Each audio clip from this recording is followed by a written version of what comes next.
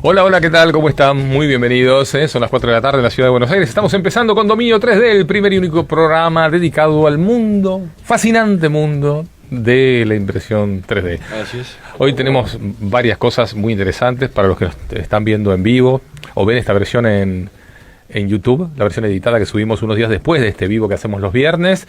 Ya pueden ver lo que tengo acá al lado mío, ¿sí? Fíjense lo que es esto, el sueño. Ojalá yo pudiera hacer esto en algún momento con impresión 3D. Y vamos a estar hablando de esto con Daniel Bell, un escultor digital, ¿sí? Va a estar con nosotros Tomás Chernov en un ratito, también de Che 3D. Y estamos como siempre con el señor Fernando Purita, el hombre filamento. Me robó la mirada la escultura hoy. Está así ya Increíble. La verdad que es impresionante, pero bueno, nos va a contar Daniel cómo se logra esto, ¿no? Que bueno, se ve algo perfecto, digamos. Bueno, bienvenido, Daniel, gracias por venir. Por favor, muchas gracias a usted. Cuando le pregunté a Daniel cómo lo presentaba, me dijo escultor digital. Así es. ¿Sí? No modelador, no diseñador, es escultor digital. Bueno, entonces contame, Daniel, ¿qué es un escultor digital?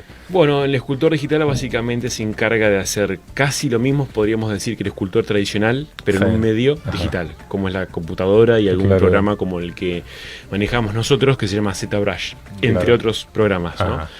¿Y por qué no modelador y sí escultor? Porque tiene mucho más que ver con las técnicas que utiliza el escultor tradicional.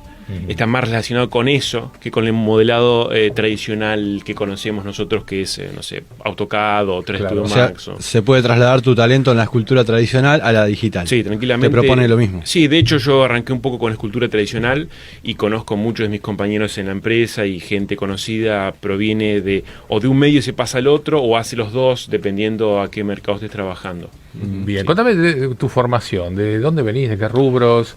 Mi formación es básicamente muy convencional. Yo quise en su momento, cuando terminé la secundaria, estudiar ingeniería porque quería hacer algo relacionado a la computación y a los medios digitales. Y con el tiempo, encontré trabajos en distintos rubros. Trabajé en ingeniería, por supuesto, trabajé luego en arquitectura, en lo que es infoarquitectura, luego videojuegos, publicidad, y la formación que obtuve prácticamente fue más tomada de la experiencia de los trabajos y por supuesto de cursos, de tutoriales, de información que uno recopiló de internet, etcétera, que tanto de alguna formación por ahí académica, por así decirlo. Sí, aparte el ecosistema se te conforma solo, ya veo, de videojuegos, intereses en arquitectura.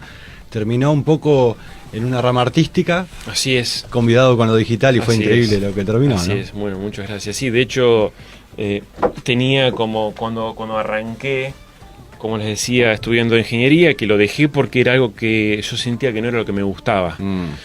Pero tampoco entendía hace 15 años atrás qué era lo que me gustaba. Estaba como una especie de vórtice ahí sin saber exactamente hacia dónde apuntar, hacia dónde ir.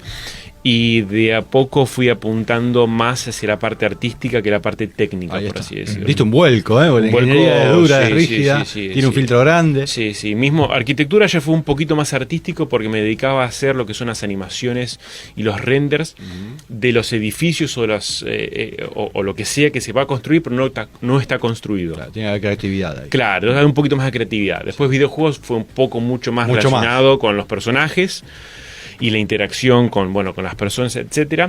Y luego publicidad ya fue mucho más diverso, porque más creativo también. Más creativo porque ahí tenés que abrir más tu mente y tocas de todo un poco, no solo animación, sino render, modelado, escultura, de todas técnicas varias, hasta que de alguna manera terminé. Cuando viste el salto siguiente a arquitectura y era videojuegos, ya estaba claro que la creatividad era el camino tuyo. Y yo creo que en sí. publicidad y en esto ya está. Sí, creo que sí. Sí, porque de hecho fui cambiando de rubro por el hambre que tenía de algo más artístico, porque el otro no me llamaba, porque tranquilamente podría haber elegido seguir en el mismo camino distintas empresas, pero probé otras cosas. Bien, ¿y qué se necesita saber para ser escultor digital? Bien. En principio, anatomía, proporciones. ¿Y dónde estudiaste anatomía? ¿Cómo se aprende No, por mi propia cuenta, desde libros, luego desde algunas clases de personas que dan cursos en distintas partes del mundo. Hay una persona que se llama Scott Eaton, que es un reconocido anatomista moderno, contemporáneo, que da clases y cursos online. Sí. Él es de Gran Bretaña, o sea que en su momento mis posibilidades de viajar eran un poco más escuetas, escasas, entonces decidí hacerlo desde casa. Y bueno, y después hay un abanico de posibilidades y de opciones para estudiar lo que uno quiera, y sobre todo relacionado a este mundo que uno no se imagina. Está toda la información ahí, uno tiene que ir hacia la información y tratar de extraer lo que uno pueda.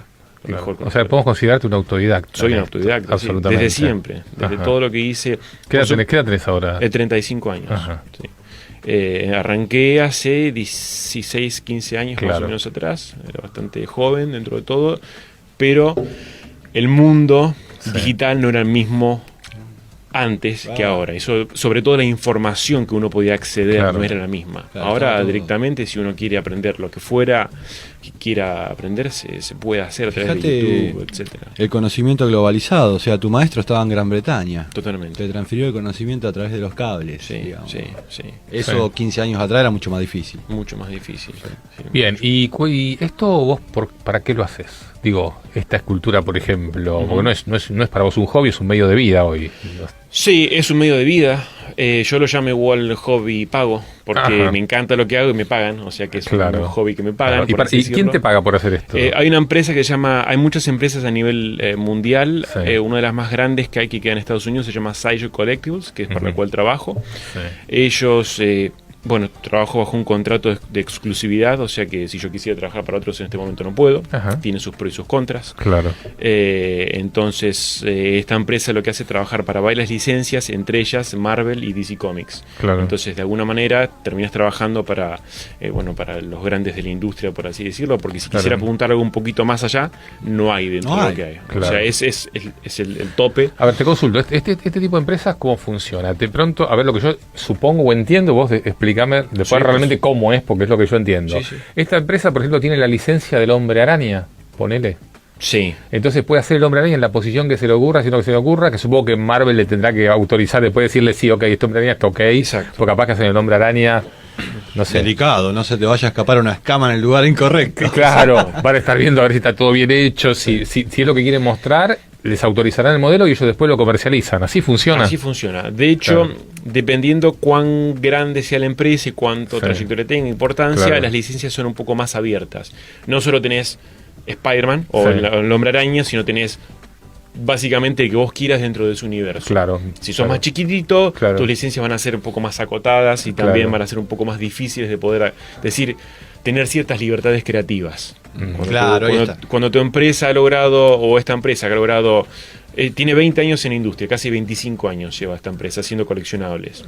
Entonces ya tiene una espalda suficiente como para decir, vamos a hacer este personaje y de seguro va a funcionar. Porque lo comercialicen desde hace muchos años. Bien, pero tengo un millón de preguntas. Para vos, está muy interesante. Que te las vamos a hacer un ratito y le queremos dar la bienvenida a Tomás Chernoff. ¿Cómo están? ¿Cómo están, Tomás? ¿Cómo andan? ¿Cómo estás, Fernán? Qué lindo estar acá con ustedes y de nuevo les quería decir felicidades por este espacio, que me encanta que haya un medio que le esté prestando atención a la impresión 3D y no creo que sea el único en el futuro, pero sí pionero. Sí, bueno, es un poco la idea, ¿no? Viendo que no hay, hay mucha información del tema 3D en Internet, sin duda, pero bueno, un poco la idea de este programa es sobre todo mostrar a los protagonistas de la industria en Argentina. ¿Sí? Que todos los que participan de este ecosistema de la impresión 3D tengan este espacio para que la gente los conozca, quiénes son.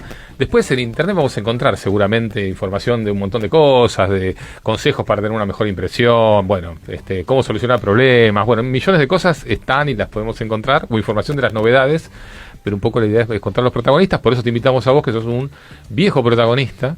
Joven viejo. Porque aparte tenés historia, porque tu papá fue un pionero de... Hace 30 años que le da vueltas al asunto del 3D. ¿Del 3D? Sí.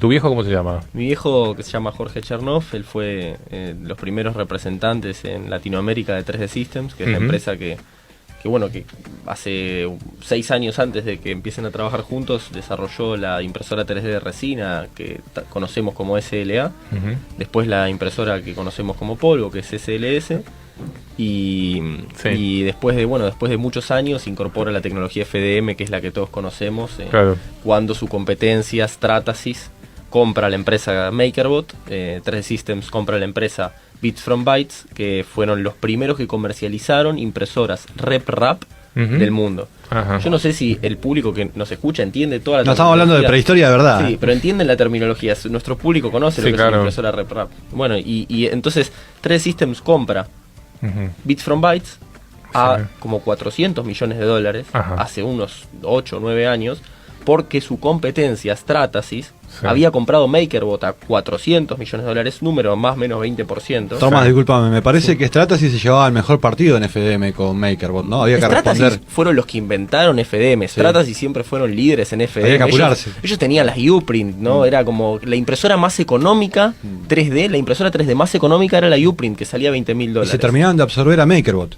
Agarraron y dijeron, ellos eran los líderes de la impresora FDM y se compraron a una fortuna a una empresa FDM, y ahí todo el mundo dijo, ¿qué pasó? Y esa fue la gran burbuja de impresión 3D que todos vimos en las acciones, que las empresas dispararon pero por 10 el valor de sus acciones, y eso pasó hace, no sé, en el 2013, 2012. Hace 10 minutos fue en la historia de... Puede ser 10 minutos, puede ser 20 años en 3D, porque parece muy el pasado 2012. Pasaban cosas que hoy no pasan. Claro, sí, pero es muy reciente. Pero es muy reciente. Es reciente. Entonces, y esa fue la especulación de que todos pensaban que íbamos a tener una impresora en nuestra casa, ¿no? Claro, y ahí fue cuando estas empresas decidieron desembolsar y comprar a estas empresas. Bueno, ¿y para qué lo hicieron?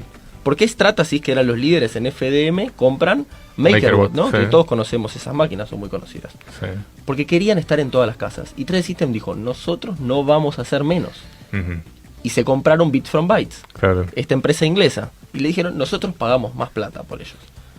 Empezaron a hacer las maquinitas que terminaron desenvolviéndose en unas máquinas muy conocidas, que pueden buscarlas en internet, son hermosas, que se llaman las Cube 3, que son un cubito tan lindo con 2 cabezales, que las pusieron a vender a $1.000 con autocalibración, y cada bobina tenía un jotén en la punta. A todo trapo. A todo trapo. Y dice, ¿cómo hacen para vender a $1.000 esta máquina? Ni idea. Doble extrusor en 2011-12. Doble extrusor. A ese precio. Procesaba, vos veías el archivo en la impresora. En el 2011-12. Mecánica de primer nivel, sí, era un fierrito. Les agarró la gran too early for the market. Claro. Y fue para abajo, pique. Y a los 3 años descontinuaron y dijeron, nosotros no, macho, no vamos a vender más maquinitas de $1.000. Piña. Preferimos tener un problema por $300.000 que 300 problemas por $1.000. Claro. Se retiraron. Y ahora 3D Systems están haciendo esas granjas automatizadas con brazos robóticos de producción. Siguen en la suya, son buenos haciendo eso. Después apareció Formlabs también, ¿no? Había que complicar un poco el terreno. Los cracks. Se quieren mucho con 3D Systems. Sí, requieren. Sí. Y que hay lo que estamos hablando, hay parte que lo pueden ver en la película Print the Legend. Sí, en Netflix, ¿no? Claro, y hay otra parte que les estoy contando de esta historia, que es la que nosotros vimos como trabajando con estas empresas, ¿no? O sea, el trasfondo, o sea, tal vez ese tinte de opinión que le pongo a este relato es lo que nos pasó a nosotros, en donde vendíamos impresoras industriales y de un día para otro 3D Systems nos dice, bueno, ahora tienen que vender estas máquinas, y las máquinas no estaban muy buenas. Ajá. Y bueno, eso terminó desenvolviendo en la fundación de Che 3D, en donde tenía que vender impresoras. Tenía 19 años, trabajaba en la oficina de mi viejo, que él hace diseño y desarrollo de productos, diseño industrial, la impresión 3D más como una herramienta, y tenía que vender, me encantan las impresoras 3D desde que soy chico. Y dije, la tuviste en tu casa desde la primera que apareció, digamos. Sí, no me compraba los juguetes, me los imprimía, me cagaba. Hace 20 años. Dejaban comprar juguetes, andá, imprimítelo. No, sí. Y tenía que vender estas máquinas, las Cube 3, las Pro. Las Cube X, las Pro, que salían una fortuna. Y venía la gente y todo el tiempo me decía, ¿por qué no me compro una Prusa? En ese momento eran mucho más costosas, ¿no? Claro. Y no sé, ¿viste? Le digo, ¿por qué? No sé. Hoy lo entendemos todos mejor. Fue un grande, ¿no? Que se bajó al nivel mass market, o sea, quería llegar a todas las casas, o sea, fue una euforia motivada por las inversiones de aquella época. Y se pegaron un subidón. Y por el problema como decía Tomás, de salir demasiado temprano, cuando no había, creo que, o sea, no había cultura, la gente no, y aparte sigue siendo un producto hoy día que no es para que... O sea, no está explotado todavía tampoco. Claro. Que no está explotado, y tampoco un producto tan sencillo como si fuera un electrodoméstico para tener en cada casa y que apretamos botón y nos salen... ¿Cómo se llama este?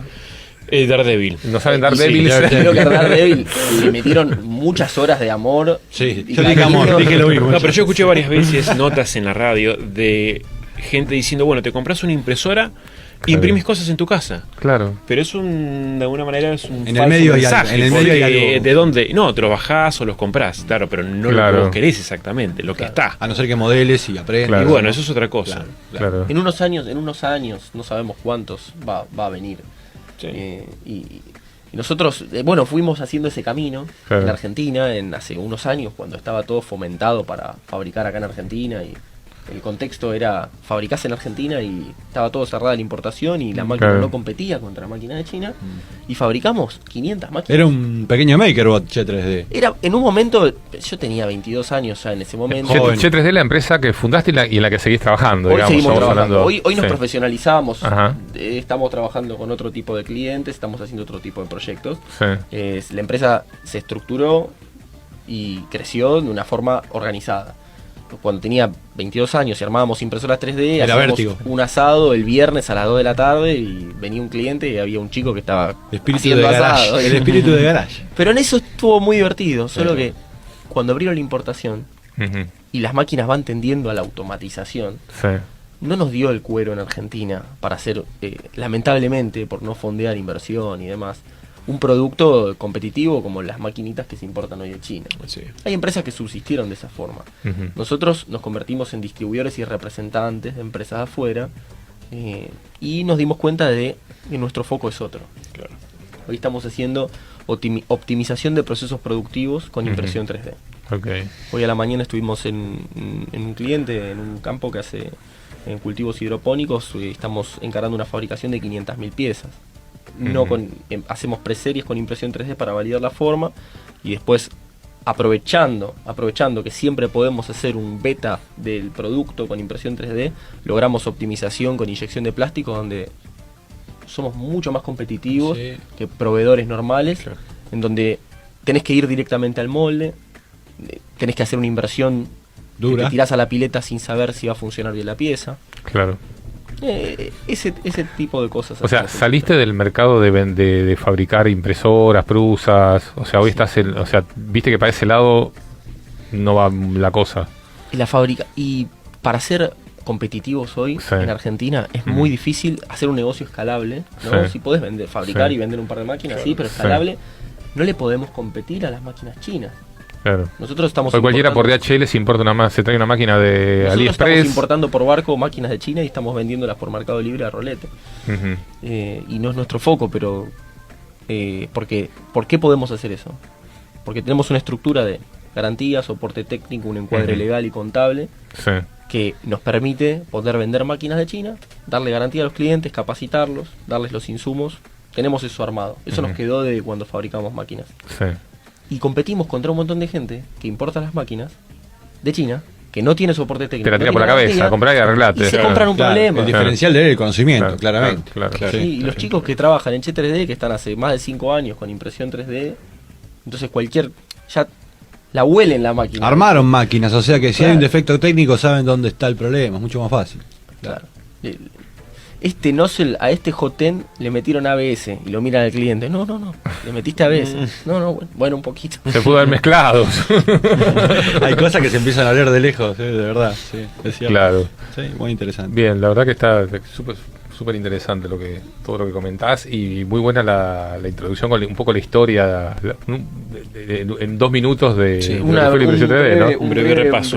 Porque no todo el mundo vivió esa parte, digamos, fueron pocos los que vivieron esa parte de la historia, ¿no? De ver las compras de empresa, la suba de acciones, la burbuja, pensar en una impresora 3D en cada casa, que hoy sigue siendo todavía una cosa.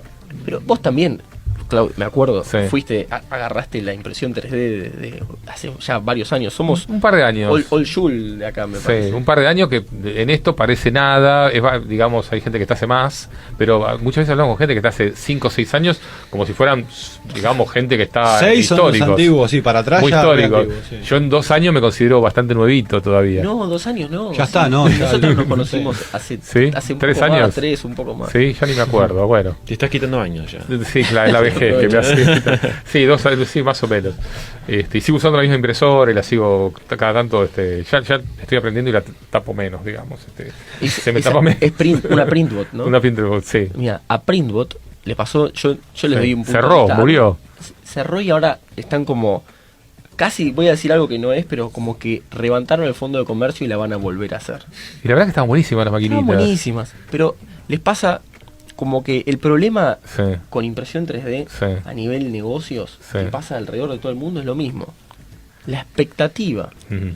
de vender una máquina como un objeto de un retail, una electrónica de consumo, Sí. y así hemos visto impresoras en Walmart, hemos visto impresoras en Frávega, hemos Sí. visto impresoras en, bueno, hay algunas marcas, ¿no? Perdón. Sí. Sí, Varias pero piñas. desaparecen después, las tienen un rato y desaparecen.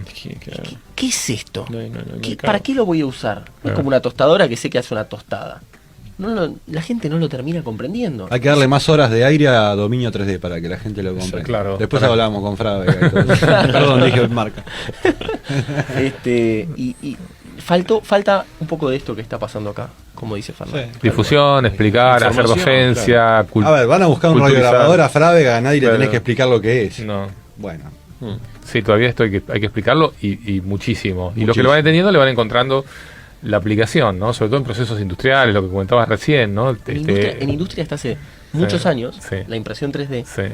pero decís, ¿cómo? ¿Y por qué hay tanta trabajo en industria todavía en impresión 3D? Si la impresión 3D empezó en industria. Sí. Y porque hay un montón de aplicaciones a las que antes no se podían acceder por los costos que representaba la impresión 3D. Claro. Hoy nosotros logramos mejoras productivas avanzadas, Ujú. sumando electrónica abierta, Claro. algún sensor, y estamos Ujú. generando una mejora productiva importante por muy bajo costo. claro. Hace 10 años era imposible, porque el filamento, las máquinas, la electrónica abierta ya era no solo estaba comenzando, sino que era más costoso, personal capacitado casi nulo, reticencia de las industrias a decir, ay, me están metiendo un plástico impreso 3D, yo solo trabajo con objetos mecanizados. Claro. Hoy hay más aceptación. Sí, hay se más conoce apertura. mejor. Sí. Bien. Bueno, Daniel, Sí, estábamos digamos, en tu escultura, que no es la única, es la que trajiste para mostrarnos, porque convengamos que es algo que hay que traer con cuidado, que es bastante pesada. Sí, sí. Esto es una pieza única, una obra de arte, no es un producto de serie. No, de hecho eso es un producto de serie. Es una pieza. Sí. El proceso sería: yo esculpo la pieza, Sí. se hace prototipo, que el prototipo básicamente es una impresión. Ujú. Y luego, cuando está aprobado por Marvel, o DC, depende de la licencia, Sí. se va a lo que es el proceso de molde Ajá. y vaciado en resina, donde se sacan las series de piezas. Claro. La cantidad va a depender del personaje, de cuánto revolución hay en el mercado Sí. por los coleccionistas si lo quieren. Sí. Pueden ir de 200 piezas a 3.000 o 5.000 o 10.000. Normalmente el promedio es de 500 piezas, Sí. 1.000 piezas más o menos. Daniel, ¿a vos también te existe este factor de la degradación del molde según la cantidad de...? Sí, siempre. Yo ese proceso, No por es tu problema, suerte, digamos, no es mi problema. no es parte de tu trabajo. De hecho, todo Claro. este proceso lo hacen en Asia. Todo lo Ajá. que es producción masiva se trabaja siempre en Asia, Claro. por varios motivos, por Masiva, costos. pero es una tirada muy baja. Es una tirada muy baja. Pará, por pero su- esto está pintado a mano. Está pintado todo Por a eso mano. cuando yo digo que por ahí no es en serie, sí es en serie la producción, pero Sí. digo, después se lo trabaja como una pieza única. Ah, eso sí, por que hay supuesto. o sea, no es que salen- Hablando de la pieza cruda, claro, sin el acabado final. Claro, Claro. para tener esto que tenemos acá, que para la gente que nos escucha por Spotify, les cuento que es una escultura que es perfecta en todo aspecto. Vean el programa después en Que YouTube. es para tener en un, no sé, en un museo del cómic, una cosa así. Sí. O sea, que a cualquier chico le encantaría tener esto en su, en su casa. El trabajo es en una parte artesanal. Por supuesto, sí. De hecho, el prototipo Sí. se pinta a mano normalmente por un profesional o un reconocido artista de pintura, Ajá. en el cual esa pieza se hacen dos. Una queda en la empresa, Sí. otra se envía a la factoría Sí. para que lo tengan como referencia de cómo tiene que quedar. Y después Claro. está, por supuesto, el control de calidad, Claro. que gente experta de la empresa viaja hacia Asia, dependiendo qué país sea, Sí. a ver y controlar con sus propias manos y ojos la calidad del producto, si es parecido o si es lo más posible al prototipo original. ¿Qué Claro. valor de venta tiene tipo de... Normalmente creo que anda alrededor de los $600, más el envío. No es tan caro. No es tan caro, Es lo que yo le dije. Me imaginé algo mucho más costoso. Sí. Bueno, ahora hace poco hicimos un Hulk Gladiador, que es escala 1:4, que es, por supuesto, por ser Hulk, por las proporciones, es enorme. Mucho volumen. Y está aproximadamente $1.500. Ya es un poco y me imagino bastante más caro. Es pesado de importarlo. Es pesado, sí.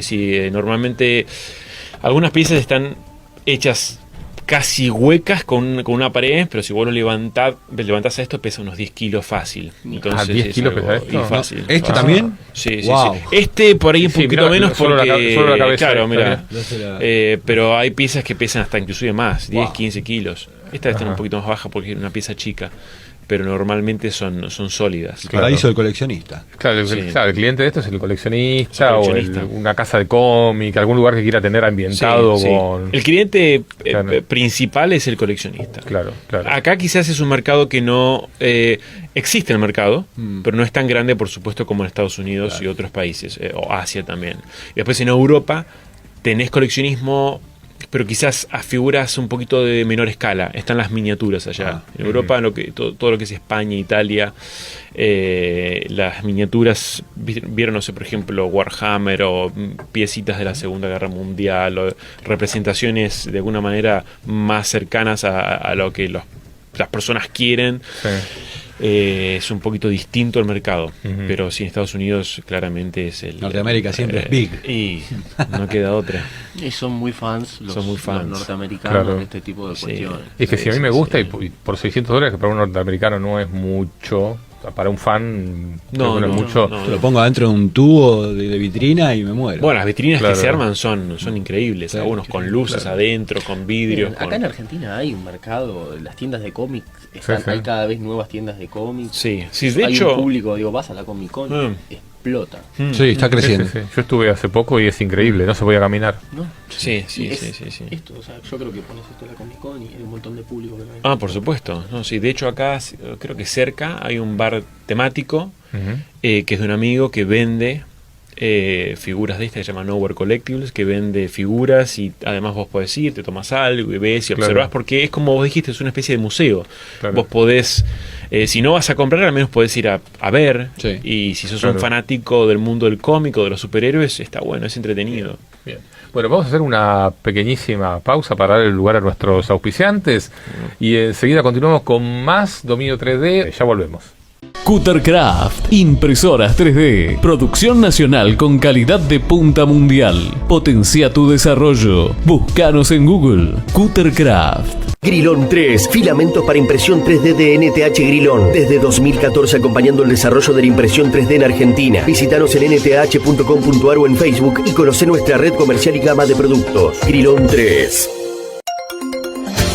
En ProSoft vas a encontrar calidad y variedad en racks, tipo mural o pie, compatibles con métrica ETI, estándar internacional de 19 pulgadas y norma ROS. ProSoft 011-3220-7134 www.pro-mediosoft.com.ar. ¿Querés alojar tu página web? ¿Potenciar tu negocio? ¿Crear un sitio de forma simple y profesional? En Latin Cloud tenemos las mejores opciones para vos. Latin Cloud. Entra en latincloud.com y entérate. Latin Cloud. Conectamos Latinoamérica. Bueno, seguimos acá conversando con Daniel Bell, escultor digital, y con Tomás Charnov de Che3D.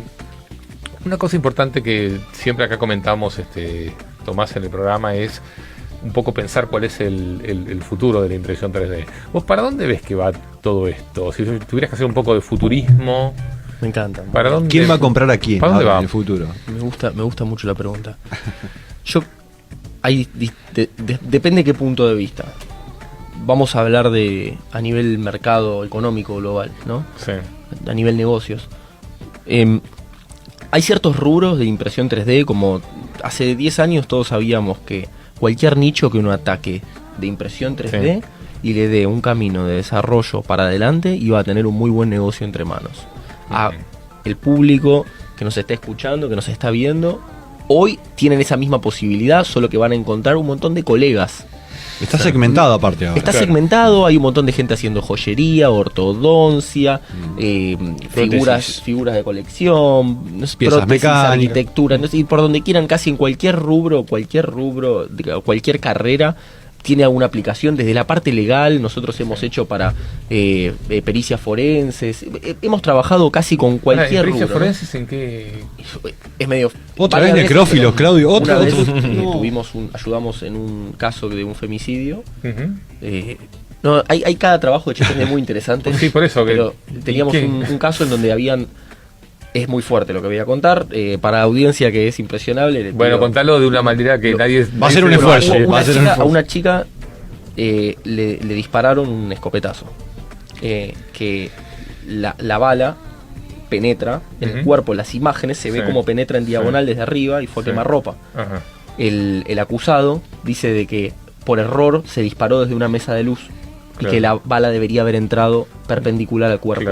Nosotros, a partir de varias fotos, no pudimos hacer una cosa que se llama fotogrametría, que es reconstrucción a partir de imágenes en 3D, pero sí lo que hicimos fue, a nivel artístico, manualmente, dibujar en 3D el modelo, imprimirlo y después al modelo impreso 3D sacarle fotos en el mismo ángulo y mostrar de que las imágenes coincidían, para de luego decir, este modelo físico valida porque coinciden las imágenes, y cuando agarras el modelo ves exactamente que la bala entra en diagonal.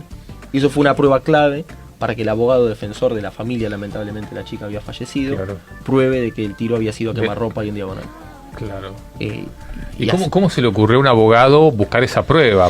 No te preguntes. Pero ¿cómo? Porque se le tenía que ocurrir, ¿no?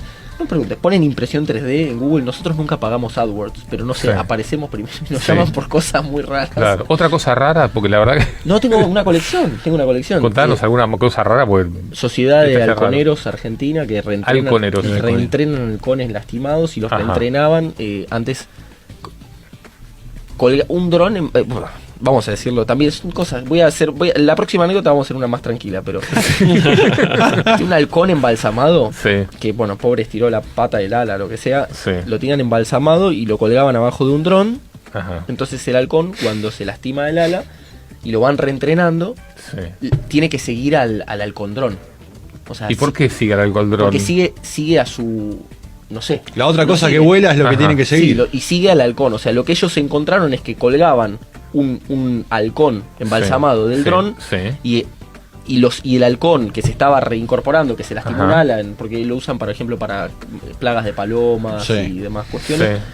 El pájaro que se lastima, cuando lo reincorporan, o sea, tenían un tema, o sea, hay una persona en el equipo que solo se dedicaba a rehabilitar, ahí está la palabra, rehabilitar halcones. Y lo que hicimos nosotros fue diseñar e imprimimos en 3D directamente el cuerpo del halcón y fabricamos un dron. No es difícil fabricar un dron, no es más difícil que una impresora 3D. Hicimos todo integrado. Un halcón dron integrado, todo junto. Claro, en vez de llevar un halcón embalsamado colgado de un dron, ya directamente el dron tiene forma de halcón. Y dejaron el óbito en paz.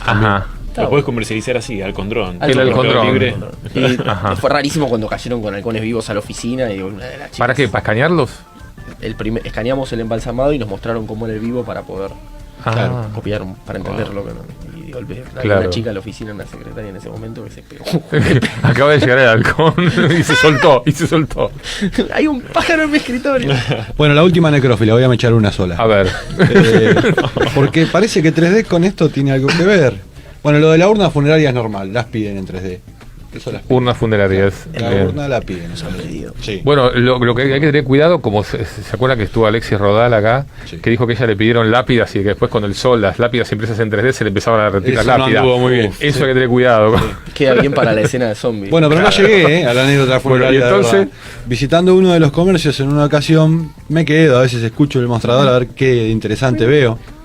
Justo veía una persona que entró a preguntar, ¿ustedes hacen escaneo? Esto, sí. ¿Y se puede recrear lo que escanean? ¿Qué querías? Te lo hago cortito. La tía Eulogia, la quería. Que él estaba a punto de pagar cualquier guita y lo tenía que llevar a domicilio a escanear al recién... ¿Alto muerto? Palmado. ¿Y para qué lo querías escanear? Pagaba cualquier dinero. Yo escuché eso. Tomás me temblaba la No. Yo a mí me Daniel. Los chicos. Yo lo mando a Daniel. Pero te le juro mando que la a Daniel verdad. fotos por mail y Daniel te lo hace más lindo que cualquier escáner. Claro, él tenía la solución. Lo hago muy musculoso, lo único, ¿viste? Lo voy a hacer más Los dos socios del negocio eran muy emprendedores, arrojados, todo, pero les empezó a temblar la pera. Claro. Yo creo que terminaron diciéndole que no. Ajá. Bueno, hay muchas de esas cosas que uno escucha. No sé, no me parece no me parece raro. No, pero escaneaste un fiambre. Nosotros nos han tocado de escanear. En un momento escaneamos. Tenemos escáneres 3D precisos para hacer contra matemática. Hacemos laburos de ingeniería interesantes con los escáneres 3D, pero escáner de luz estructurada, lindo. Claro. Pero también hacemos escaneo de figuras humanas. Y una vez a Nato, que tal vez creo que lo conocen, es el director de diseño y producción de Che 3D, le tocó, no le va a gustar que cuente esto, pero escanear a un hombre que se iba sacando la ropa. Ajá. ¿Cómo que escaneaba movimiento el tipo? No, él pretendía eso. Tuvimos que limitarlo porque estábamos en la oficina y era una situación rarísima. Wow. Y dijimos, señor, por favor. Después lo editamos en 3D, ¿no? Pero no vamos a hacer, no sé qué quería el hombre. No sé. Pidió que lo escanearan. Cerramos la sección, Claudio, se va a poner pesado. Bien. Se pone raro. Bien, las cosas raras de los clientes de Topacher 2.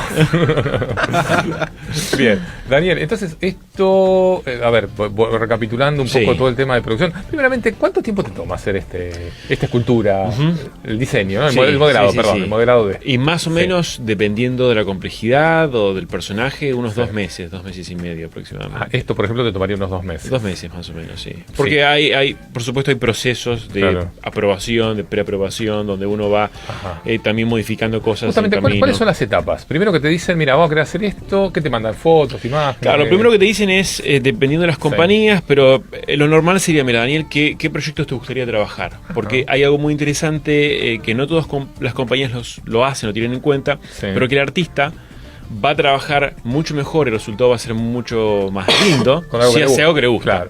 Claro. Entonces te dan la posibilidad de elegir. Bueno, entonces yo le paso lista de personajes que me gustaría trabajar, que más o menos coinciden con mi estilo artístico. Si están disponibles, me lo dan. A veces hay un proceso, el siguiente sería, es el concepto. O sea, se dibuja más o menos qué es lo que está buscando el cliente, porque puede estar parado, puede estar agachado, puede estar golpeando, puede estar saltando, pero decenas y centenares de maneras de posarlo para exhibirlo. A veces lo que yo hago es decir, no, déjame que yo tenga una idea, te la propongo, hago un sketch en un día más o menos, o sea, un boceto en 1 o 2 días, lo presento. ¿El boceto lo haces a mano? No, todos los bocetos son en 3D también. Siempre digital. Es digital, nada más que es, por supuesto, mucho menos detalle, ¿sí? Mucho menos acabado que esto.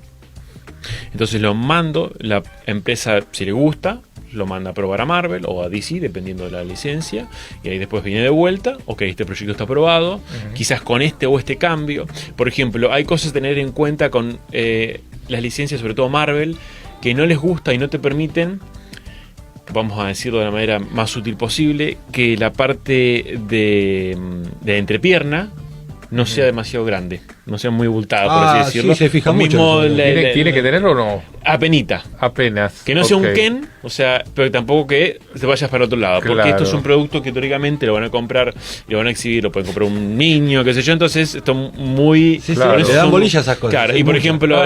nunca se hubiera ocurrido. En la cola, inclusive en los hombres, no puedes marcar mucho lo que es digamos, la unión de los dos glúteos. Apenita, pues si lo haces demasiado, te dicen no. Sí, es el espíritu de los superhéroes norteamericanos. Claro, entonces tenés que, si bien está marcado. Medio con la chata. Sí, exactamente. No te dejan. Igual después se va modificando un poco, eso se fue, viste, lo puedes ir moldeando. DC, que es otra, ¿viste? O sea, vamos a poner en contexto Marvel, estamos hablando de Spider-Man, la Increíble Hulk, Capitán América, etc. Y DC es Batman, Superman, la Mujer Maravilla, son 2 licencias distintas que tienen personajes distintos, por supuesto. Son 2 mundos, si bien en el mismo universo, pero con... El Boca River de los superhéroes. El Boca River de los superhéroes, exacto. Entonces el proceso siguiente sería, que yo mande esa idea, me la prueban y ahí comienzo a trabajar en etapas de aprobación. Por ejemplo, hago la anatomía del personaje, lo mando a probar a ver si está bien, si lo quiere más flaco, más gordito, más musculoso, ¿no? Siempre tiene que representar, dentro de lo posible, el personaje en cuestión proveniendo del cómic. Porque quien lo va a comprar a esto, si yo lo hago un personaje que es súper musculoso y no tiene mucho que ver con lo que está, con lo que consumió, con lo que leyó, estás perdiendo el esto encanto. no es lo mío, esto no es la representación del personaje en cuestión. Claro, y los fans conocen bien a su personaje, no le vas a decir, viste. No, para nada. Aparte él trabaja para cosas oficiales, no puede hacer una interpretación del personaje. Podés hacer una interpretación siempre y cuando mantengas las estructuras fundamentales del personaje. Primero, este es rojo, tiene la cara semidescubierta porque es una especie de máscara. Y después hay cosas que son detalles que para algunos fanáticos lo van a tener muy en cuenta y lo van descubriendo a medida que van, si compran la estatua, lo van descubriendo con, por ejemplo, toda la estructura donde él está soportado, lo que llamamos base nosotros. Es una especie de... Tiene un parentesco, toda esta parte, a las iglesias neoyorquinas más tirando a lo que serían góticas. Sí. Claro. Porque el personaje de él vive en una ciudad que se llama Kitchen Hill, que es básicamente donde hay este tipo de construcciones. Entonces no es simplemente una cosa puesta al azar. Y eso quizás alguien que lo ve de afuera dice, es una estructura, es un pedazo de ventana rota, pero el que lo ve más y conoce el personaje dice, esto tiene que ver un poco con su oficialidad. Claro, la oficialidad, etcétera. Mismo, por ejemplo, con las botas. Claro. El diseño que hice de las botas tiene mucho más que ver con una bota de boxeador, porque el padre del personaje en el cómic es boxeador, fue boxeador. Entonces son detalles que por ahí alguien de afuera no los agarra y el que lo compre, el que es fanático dice, esto, y se va como enamorando de a poquito de pero eso. ¿Vos podés decidir el estilo de la bota? Tranquilamente. Porque el personaje se supone que ya viene con... Vos fijate las licencias que tiene el señor, No. Pero yo no creo que Daredevil tenga un solo par de botas. No, de hecho, si te fijas en, por ejemplo, Netflix, que hicieron hace poco, que fue muy exitosa la serie, es una interpretación. La licencia no significa que vos tengas que basar que sea un personaje en calzas rojas.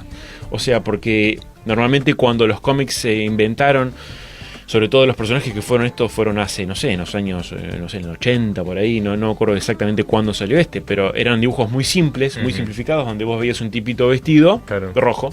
Sí. Vos no necesariamente tenés que representar eso, sino tenés que siempre que la esencia de lo eso enriquece, que esté ahí y vos agregarle ciertos condimentos que también convivan en el mundo de hoy.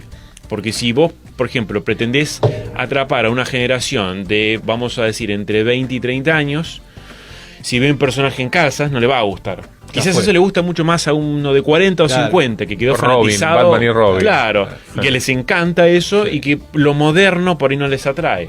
Por ejemplo, las películas hoy día de, no sé, Avengers, vos ves a Capitán América y no lo ves con una calcita. Es una evolución. Es una evolución. A unos les gusta, a otros no les gusta. Pero a partir de que sale la película, ya el personaje no queda como es en la película. No, porque ese es otro mundo distinto. La película tiene sus seguidores y sus coleccionistas. Y los cómics tienen otros coleccionistas. Otro carril, sí. Hay gente que no les gusta. Yo, por ejemplo, no hago de películas. Primero porque no me gusta, por suerte no lo tengo que hacer. Estás del otro lado. Estoy del otro lado. Porque si no, ¿qué pasa? Tenés que atarte 100% a que el parecido sea igual. Ahí sí. Porque supongamos que haces a, no sé, Chris Evans, que es el actor de Capitán América en Avengers. Y no lo haces igual. Y lo pretendés vender como tal. Vinculado a la película. Decir, esto está como medio raro. Y además, artísticamente, tenés muy poco margen de ser creativo, porque tenés que hacer algo que ya está hecho. Claro. No sé si se entiende. Entonces, el cómic lo que te da la posibilidad es vos elegir el personaje y darle tu impronta y tu estilo. Por supuesto, si vos tenés un cierto, vamos a decir, trasfondo donde el estilo que vos generaste a la gente le gusta, va a ser mucho más fácil poder ponerlo en el mercado. Es como un autor de literario que le busca su pluma. Tal cual. Sí, ¿y vos tenés tus fans, digamos, que les guste el estilo de Daniel Bell? Digamos, ¿tenés tu nombre, digamos, que...? Por suerte, con los años lo he podido ir que haciendo. Que te reconozcan los fans como que... Sí. Bueno, lo que tiene lindo esto es... Si bien uno trabaja por una compañía y para una licencia que no está haciendo tu trabajo personal, pero las personas saben quién lo esculpió. De hecho, mucha gente lo que hace es compra algo en particular porque está esculpido o pintado por tal persona y le gusta eso. De esa, por más que sea de la empresa que sea. Claro. No lo pueden seguir a Daniel Bell en Instagram, que ahí lo voy a seguir. Bien. Muchas gracias. Daniel._Bell. Sí, esa es malísimo. No, ese pero punto. puse Daniel Bell con B larga. Claro, es tu marca registrada.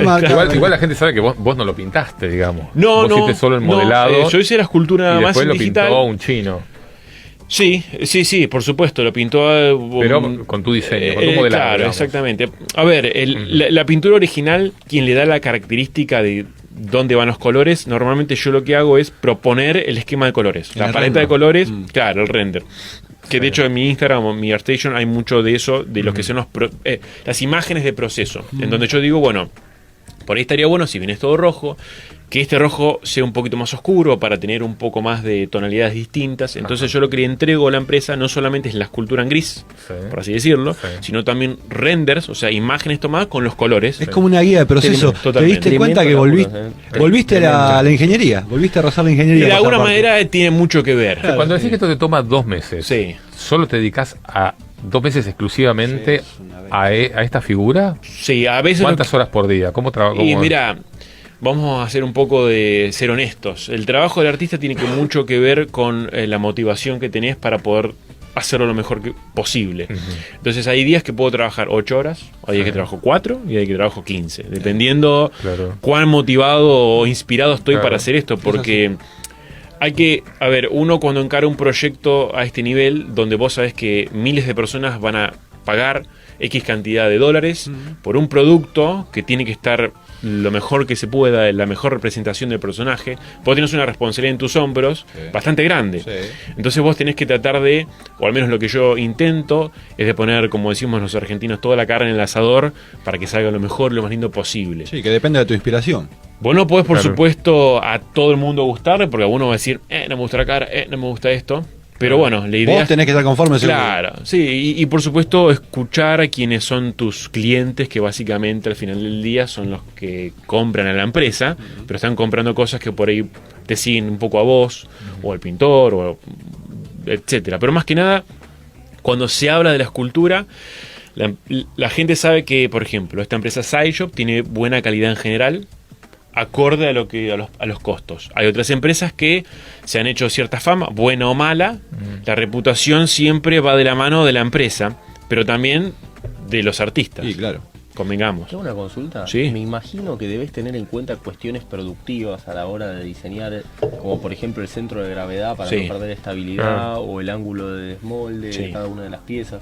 Vos, me imagino que algunas cuestiones las definís vos y otras quedan en mano del productor, de la persona que haga la producción, o vos tenés que hacer una planificación productiva y decís, lo voy a dividir en esta y esta pieza, considerando un rechupe, considerando salida y demás. ¿Lo definís vos? Mirá, de hecho eso lo llamamos nosotros ingeniería de la pieza. Quizás no es necesariamente la ingeniería como por ahí un ingeniero trabajaría, es pero la ellos parte le dicen, más ingeniería es la parte más, de hecho ellos le llaman ingeniería de la pieza. Y eso consiste, como vos decís, en este caso en particular la base es de una forma de L.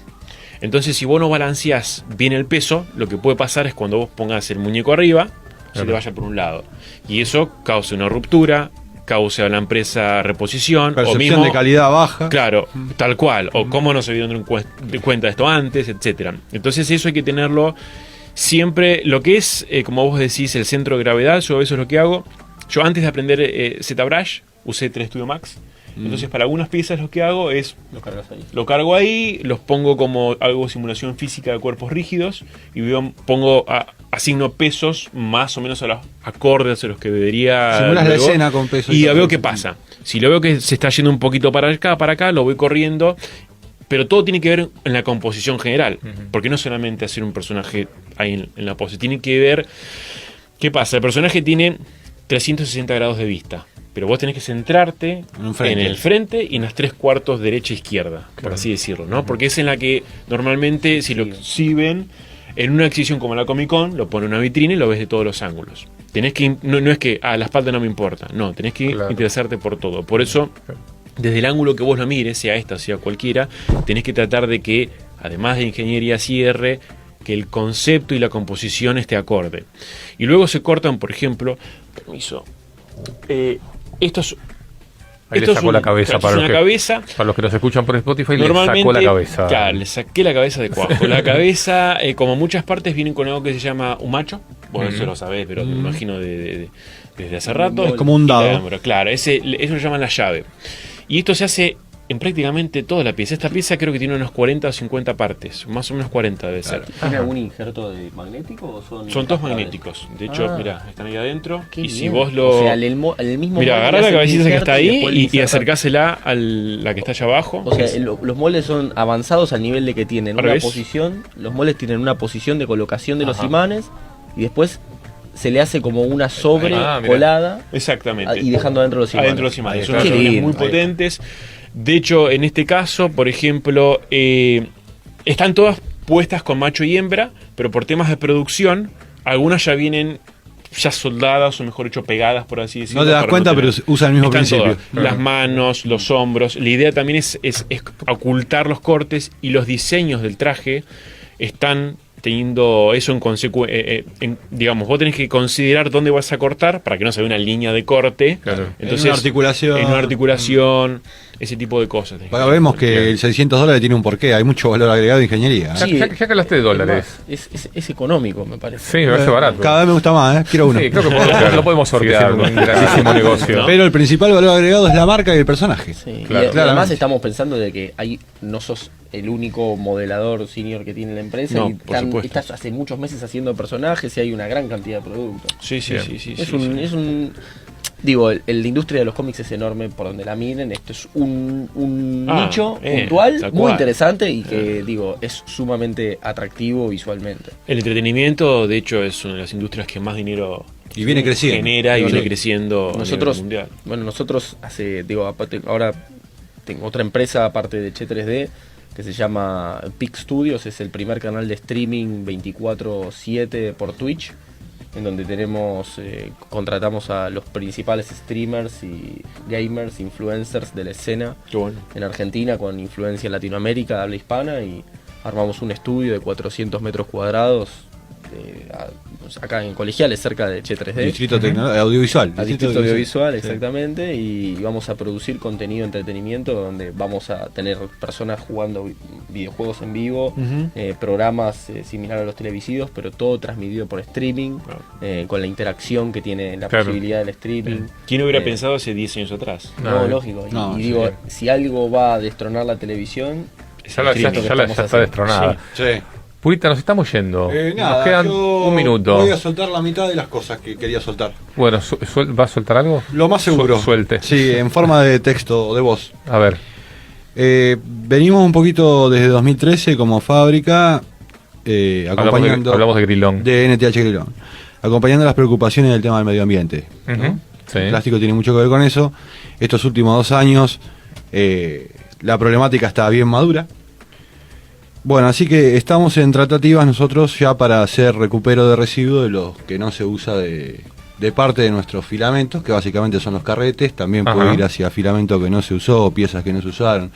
Así que en los próximos 6 meses, o 3 meses si Dios quiere, vamos a ser un poco más limpios y vamos a incorporar a los consumidores a esta movida. Y después le vamos a ir pasando más información. Bien, excelente. Bien. Pues nosotros se acabó el programa. Esto pasa rápido. Sí, muy rápido. Así que bueno, muchas gracias a todos los que están online. Muchas preguntas, muchos comentarios. Después los pueden ver en el Facebook Live. Sí, saludos para todos. Bueno, hay un montón de mensajes. Y nosotros nos volvemos a encontrar en 7 días. En 5 minutos sí estamos empezando la emisión habitual de Dominio Digital, y bueno, y la próxima semana a las 4 de la tarde nuevamente con Dominio 3D. Gracias a todos por habernos acompañado. Chao.